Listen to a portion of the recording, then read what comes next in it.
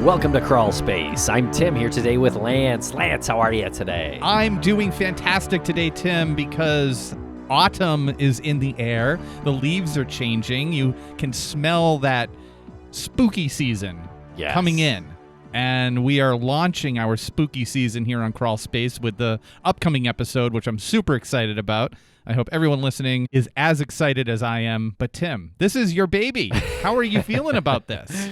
I'm feeling great. I'm really excited that it's October and we can finally sort of present this as part of our spooky season, which we're kind of doing up this year over here at Crawlspace. Yeah, this episode is something that I've been wanting to produce for a while and not really knowing how to do it. And then kind of finding this angle that has to do with the Witch of Wellfleet. And I thought that was a great entry point to this. And really, it's an exploration of the folklore surrounding this witch story, and also a presentation of what we believe to be true about these stories. So it's a lot of fun. Really is a lot of fun, and anybody who's a fan of history will listen to this. Hopefully they'll look into it on their own after they listen, and they'll get even more details. But you present a great story here.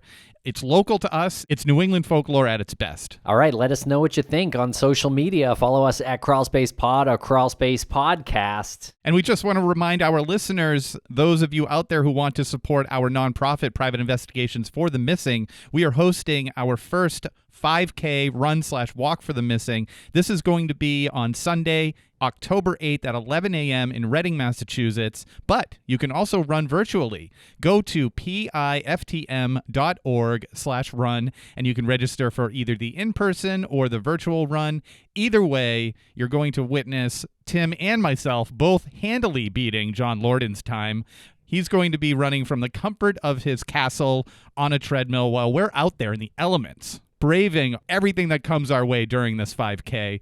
So even in the face of that, we will handily beat his time. I think that's the tiebreaker, too. If we tie, obviously, the tie goes to whoever's in person. Well, it has to. I mean, we're out there. Our feet are hitting the pavement. Our feet are hitting the mud. Rain or shine, we'll be out there. So go to piftm.org/run and register today. We are filling up, and we will have raffle prizes, T-shirts, and who knows, maybe an overall prize for best time, which John Lorden will not win. We're going to take a quick break in a moment to play all of our ads for the episode. If you want to hear Crawlspace with no ads, there's something called Crawlspace Premium, and it's now available on Apple Podcasts. But don't worry, if you're not an Apple user, you can subscribe to Crawlspace Premium at crawlspace.supportingcast.fm. You get ad-free episodes, you get early releases, and you get our weekly bonus show. And Lance, it's all bundled with Missing and Dark Valley to make this wonderful trifecta. Thanks a lot for listening, everybody. We really appreciate it.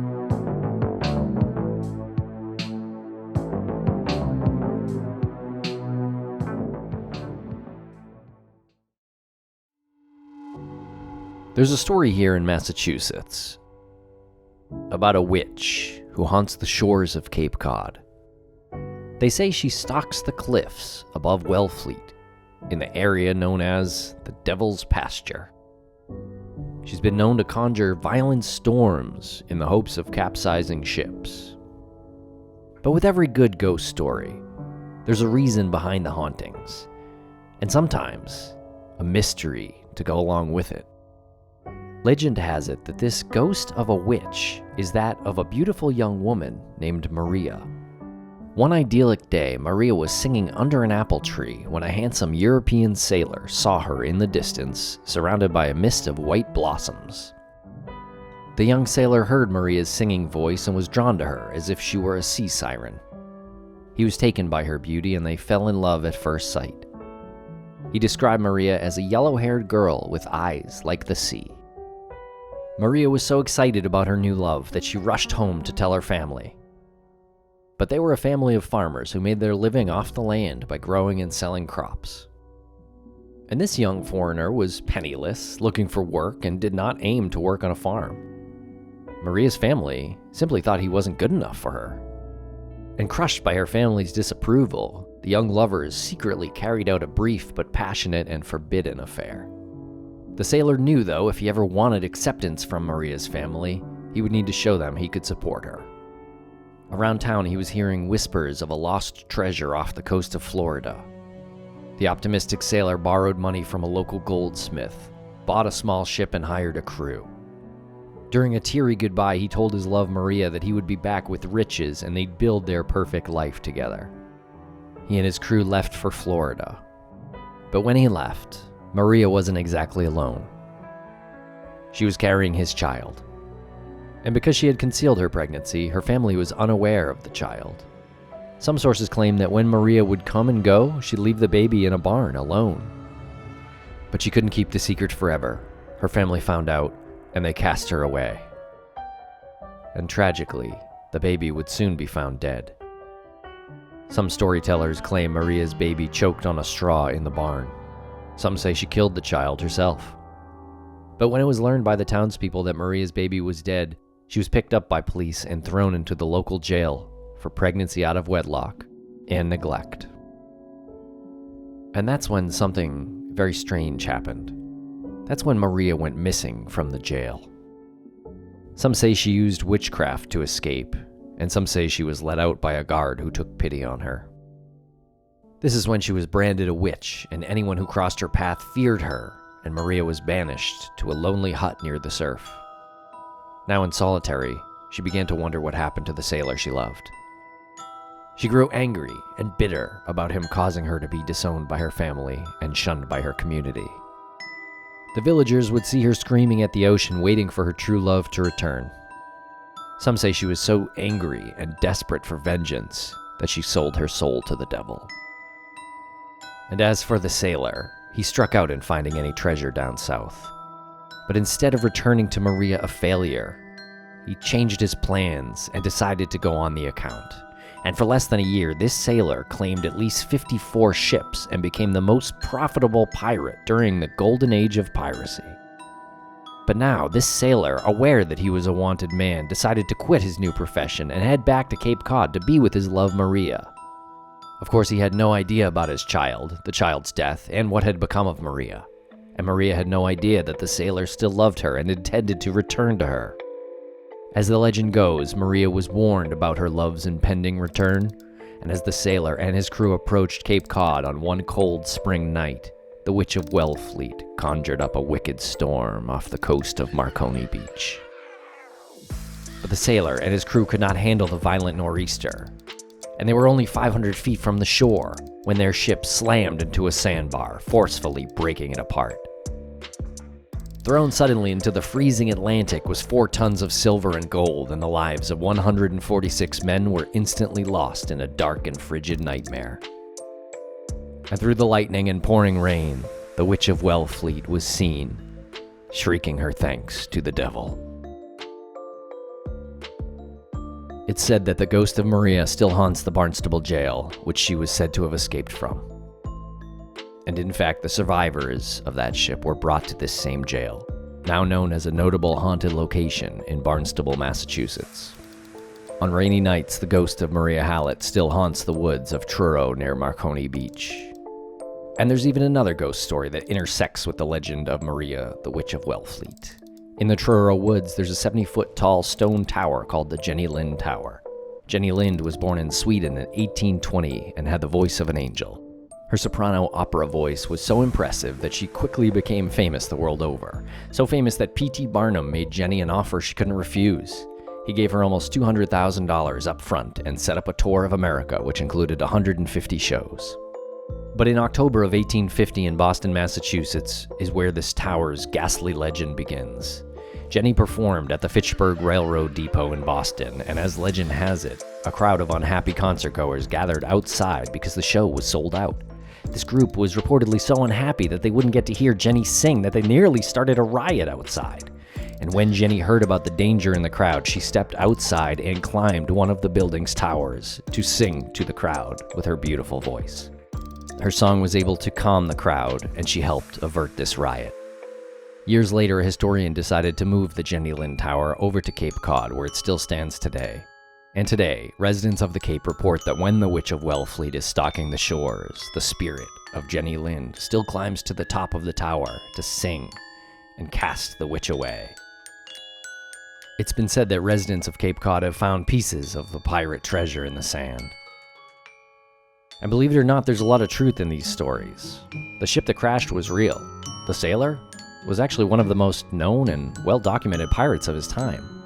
Was Maria really a witch who conjured the storm? Or is it more likely she was hoping he returned safely?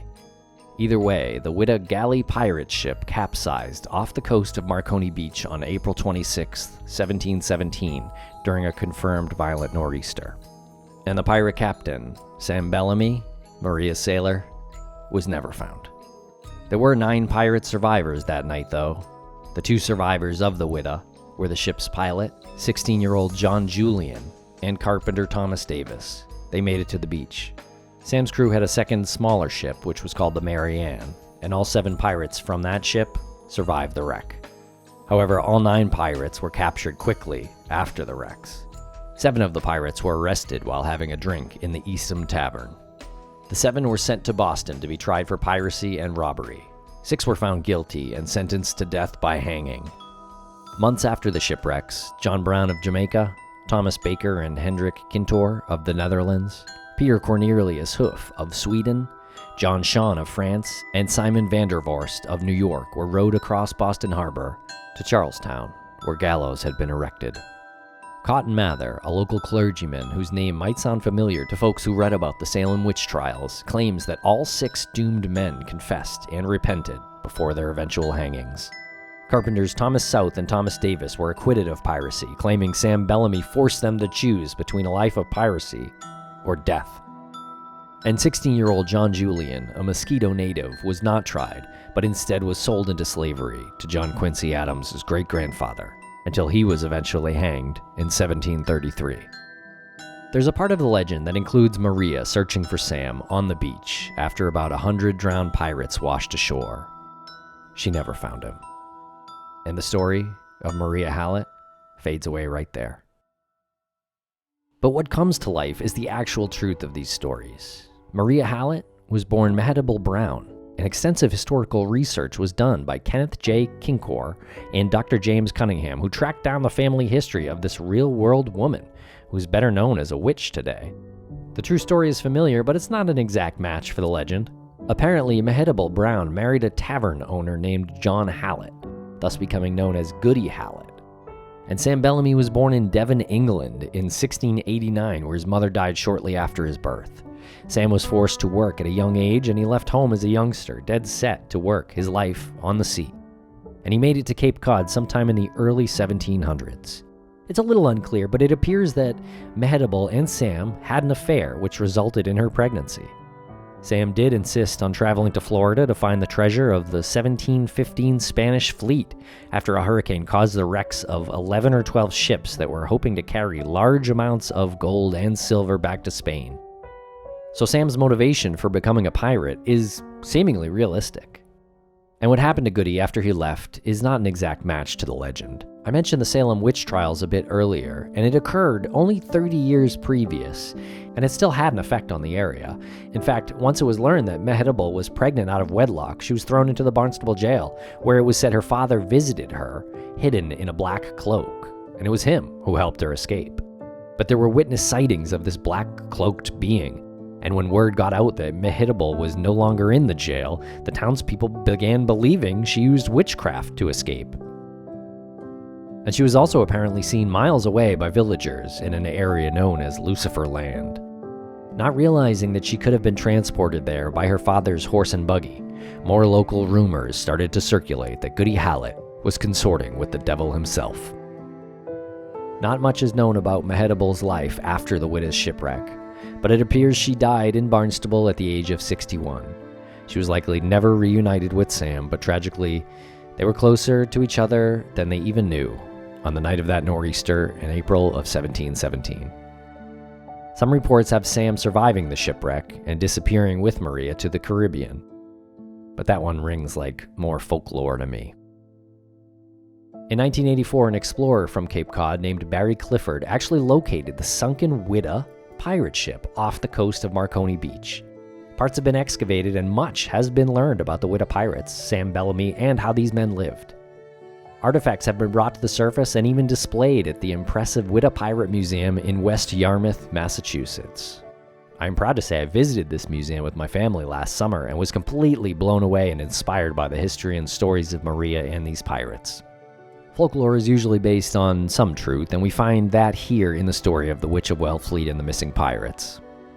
And much like many eventual pirate ships, the Witch Galley itself was built as a slave ship in 1715, and it was named after the African slave port of Ouida. It was 300 tons, 110 feet long, and could travel speeds up to 13 knots. It was captured by pirate Sam Bellamy and his crew in the Bahamas after a 3-day chase.